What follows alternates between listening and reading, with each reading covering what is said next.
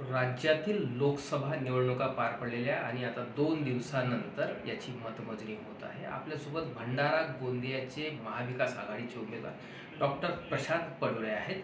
Exit poll आलेले आहेत, या संदर्भात आपण त्यांच्याशी थेट बातचीत करूया. डॉक्टर साहेब, एबीपी माझामध्ये आपलं स्वागत आहे. एक्झिट पोल आलेले आहेत, यामध्ये महाविकास आघाडीचे भंडाऱ्याचे भंडाऱ्याचे उमेदवार माघार पिछाडीवर दिसत आहेत.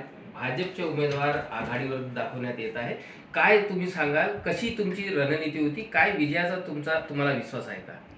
जो एक्झिट पोल आलेला आहे तो जनतेचा नसून फक्त भाजप सरकारचाच आहे. भाजप इलेक्शन लढत असते साम दाम दंड भेदांनी, आणि आपल्याला माहीतच आहे की हा एक्झिट पोल नसून हा सायकोलॉजिकल वॉरफेअर आहे.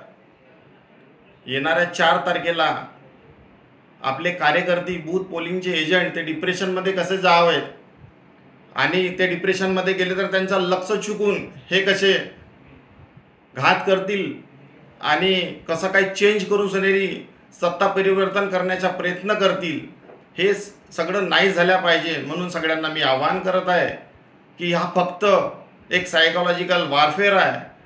हे जे इंडियामध्ये जे सगळे इलेक्शन आहेत ते जनतेने लढवलेले आहेत आणि जनता ज्याच्यासोबत आहे त्याचा विजय निश्चित आहे.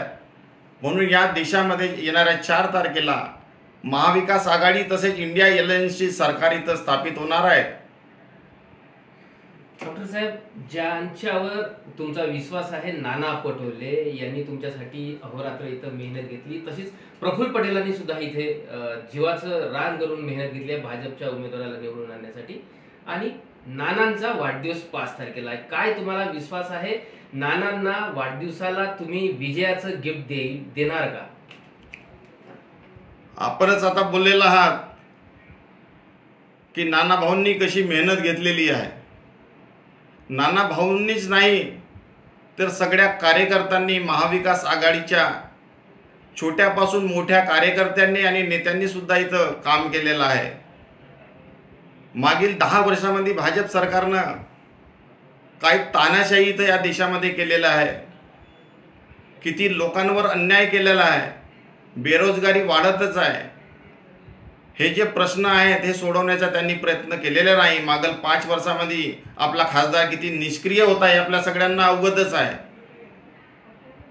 येणाऱ्या 4 जूनला आमच्या नानाभाऊ पटोलेंना जो वाढदिवसाचा गिफ्ट राहील तो पूर्ण महाराष्ट्र राहील.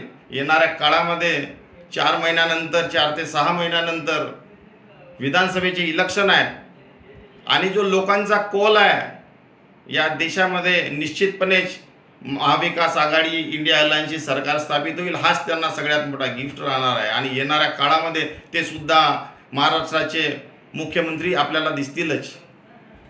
तर निश्चितच हे होते डॉक्टर प्रशांत पडोळे. नाना पटोले यांचा 5 जूनला जो वाढदिवस आहे त्या वाढदिवसालाच विजयाच्या माध्यमातून मोठं गिफ्ट देऊ आणि येत्या कालावधीत ते महाराष्ट्राचे मुख्यमंत्रीपदी विराजमान होतील किंवा महाराष्ट्राच्या मुख्यमंत्रीपदाचे चेहरा ते राहतील, असा विश्वास डॉक्टर प्रशांत पडोळे यांनी व्यक्त केला आहे. प्रशांत देसाई, एबीपी माझा, भंडारा. एबीपी माझा, उघडा डोळे बघा नीट.